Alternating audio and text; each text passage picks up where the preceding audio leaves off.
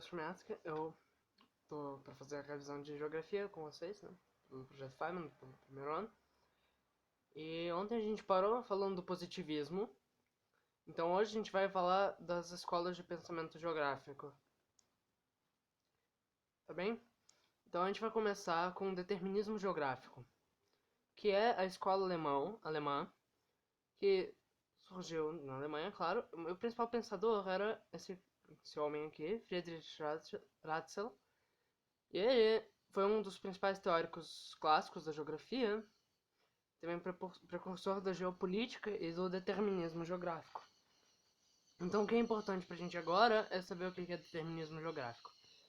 Ele dizia e defendia que as condições ambientais, em especial o clima, são capazes de influenciar o desenvolvimento intelectual e cultural das pessoas. Então qual que é a ideia dele? A ideia dele é que, dependendo do clima, uma sociedade pode se desenvolver mais ou menos. Então, as sociedades que se desenvolveram na Europa com clima frio, elas se desenvolveram melhor do que as que se desenvolveram em climas quentes. Vejam, essa teoria afirmava que nas áreas temperadas a humanidade teria um desenvolvimento mais elevado do que nas áreas tropicais, quentes e úmidas. Exatamente. A teoria determinista tentava explicar e justificar os deslocamentos e as conquistas dos povos. Então, a ideia era defender o colonialismo, né? E afirmava que os grupos humanos, ao crescer, tendem a alargar seus territórios, ocupando territórios vizinhos. Reforçou a ideia, já como nos países conquistadores, de supremacia racial que entende que um povo ou uma determinada etnia é superior a outro e influenciou a expansão nazista alemã.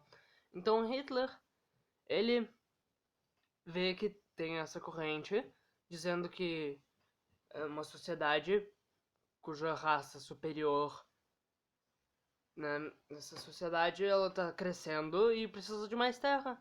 Então surgiu esse conceito de espaço vital, que foi desenvolvido por Immanuel Kant, né? E o que ele dizia é que tem essa relação entre uma determinada população e os recursos disponíveis em seu território. Então, se o território é pouco para a quantidade da necessidade da população, aí o progresso natural é apropriar novos territórios. Então, é mais ou menos sob essa desculpa que Hitler foi invadir a Polônia, e é por isso que ele teve a ideia, né, de fazer o que ele fez. Na realidade, isso teria justificado a expansão imperialista da época, exatamente. O nazismo, política expansionista e totalitária da Alemanha, utilizou a ideia de que o país tinha de conquistar seu espaço vital, seja mercados consumidores e fornecedores de matéria-prima. Vendia o direito alemão de conquistar o mundo e a criação da Grande Alemanha. Então, é realmente isso, ele ficou, né? Mas, na verdade, por mais que tenha ganhado força nessa época com a Alemanha, o conceito determinista é muito mais antigo. Então, Hipócrates, alguns séculos antes de Cristo, ele diz, tem-se assim mais vigor nos climas frios. Essa força maior deve produzir muitos efeitos. Por exemplo, mais confiança em si mesmo, mais coragem, mais franqueza, menos suspeitos, menos malícia. Os povos das regiões quentes são tímidos como os anciãos. Ter-se-á nas regiões frias pouca sensibilidade para os prazeres. Ela será maior nas regiões temperadas, nas regiões quentes será exagerada. Aristóteles também, logo pouco depois, escreveu que os habitantes das regiões frias são cheios de coragem e feitos para a liberdade. Aos asiáticos falta energia, assim são feitos para o nepotismo e para a escravidão. Então, a gente vai ver rapidinho o conceito de determinismo geográfico no Chrome, né? Só pra fazer assim, mas de uma forma um pouquinho mais compreensível para vocês. Então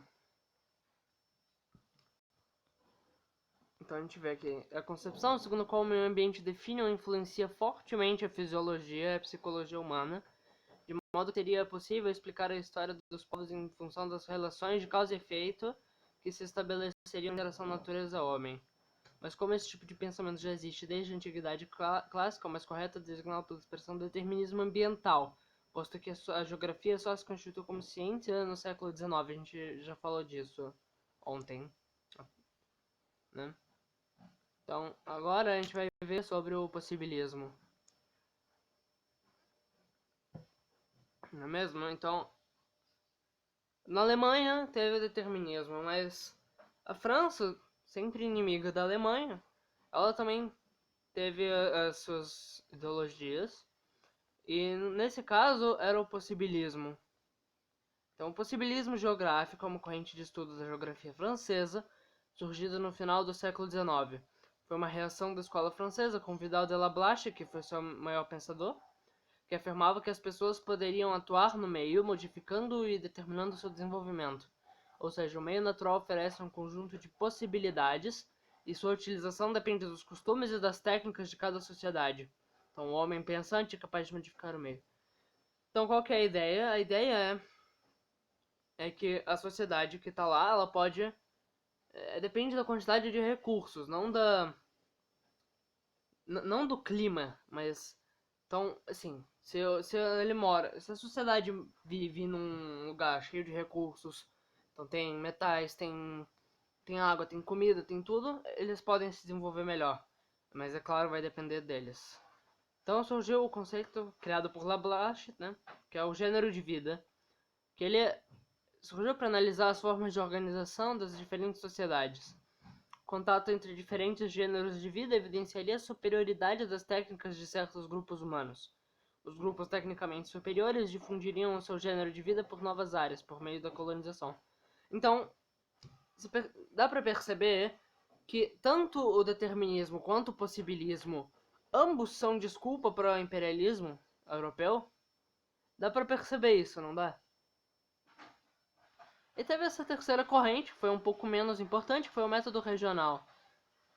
Ele se opôs às duas anteriores, né? Mas, então, porque o que ele dizia? Dizia que a diferenciação de áreas não é vista a partir das relações entre o homem e a natureza. De qualquer forma, a gente desculpa pelo barulho, mas como eu ia dizendo, a diferenciação de áreas não é vista a partir das relações entre o homem e a natureza, mas sim da integração de fenômenos heterogêneos em uma dada porção da superfície da Terra. Então, o que quer dizer, né? Quer dizer que não é mais... Eles não queriam fazer geopolítica, eles queriam ver... Então, assim, se tem uma montanha, se tem um vale, então o que pode acontecer com aquela sociedade é definido por causa disso, né? A região definida como objeto de estudo da geografia seria o espaço natural, então geografia física, né? Relevo, essas outras coisas. E as modificações provocadas pela sociedade, a geografia humana. Então ela separou a geopolítica e a geografia física. Do estudo de regiões com características semelhantes surge a geografia agrária, da população urbana, etc. Então é isso que dizia o método regional, mas ele não é muito importante agora pra gente.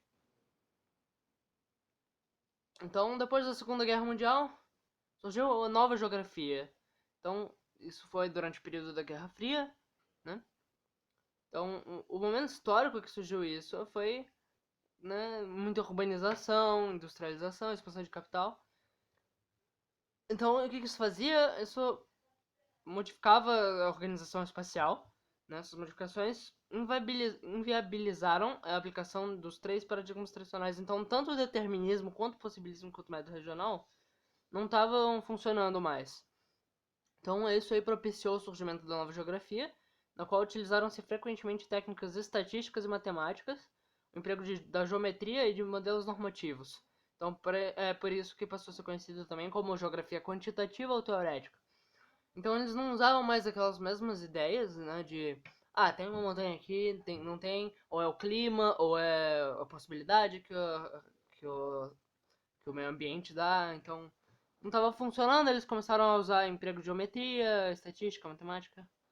E, né, então, geografia crítica é uma corrente, né, que ela falou, não precisa desse negócio de neutralidade científica, e começou a fazer da geografia uma ciência apta a elaborar uma crítica radical à sociedade pelo estudo do espaço e das formas de apropriação da natureza. Então, o que defende? Defende a diminuição das disparidades socioeconômicas e regionais. Essa corrente nasceu na França em 1970, foi criada na obra A Geografia, e isso serve em primeiro lugar para fazer a guerra, de Yves Lacoste, né? Então a produção geográfica anterior a essa época pregava a neutralidade e excluía os problemas sociais. Então só o que eu queria ver era quanto uma sociedade era desenvolvida e por quê. Devido à concepção de que tais temas não eram geográficos.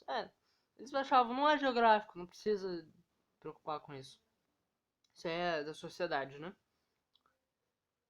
Então, a geografia tem essa dualidade, né? A geografia moderna nasceu como expressiva característica dualística, evidenciada pelo tratamento da natureza, por um lado, e por outro, pelo da sociedade e de suas dinâmicas. Então, dualidade e dicotomia da geografia tornaram-se, então, sobretudo depois da década de 50, temas de acirrados debates na academia e nas entidades de congregação de geógrafos, tendo promovido um considerável distanciamento entre geógrafos físicos e geógrafos humanos. Aqui, essa última parte é muito importante, né? Entre geógrafos físicos e geógrafos humanos.